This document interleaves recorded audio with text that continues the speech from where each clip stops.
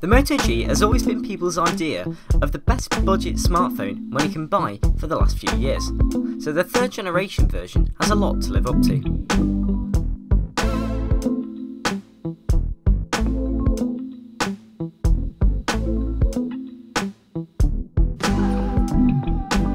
The Moto G mostly lives up to previous generations, although it isn't quite the bargain it used to be. In fact, it's close to a mid-range phone these days, but it's still one of the best budget phones you can buy. It's got a great camera that really seals the deal for us. Motorola has upgraded this iteration to a 13 megapixel main camera with an f2 aperture. It's a higher resolution than before, and it's a faster lens too. The photographs show a huge improvement in image quality. The new Moto G captures more detail, more vibrancy, and more accurate colours.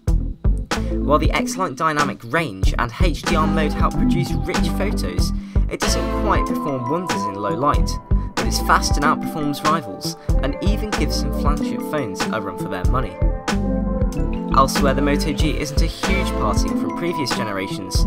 It still has a decent 5-inch 720p HD screen, a micro SD card slot, and all the buttons and ports in the same places. But the soft touch plastic is gone and has been replaced with a textured plastic finish, which is much nicer to hold for long periods of time. You can also customise the back shell and the camera accent through the Motorola's Moto Make program, which is a nice option too. The new Moto G is now water resistant with an IPX7 certification. It can be submerged in water up to 1 metre deep for 30 minutes. Performance from the upgraded Snapdragon 410 processor is fine, and it's helped by the near stock version of Android and lack of bloatware. You can expect around a day and a half with the battery life, which is about the same as last year's model.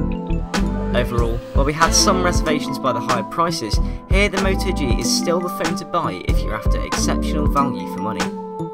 You can get this phone for £17 monthly with Vodafone, with some of the best 4G coverage in the UK. You really can't go wrong.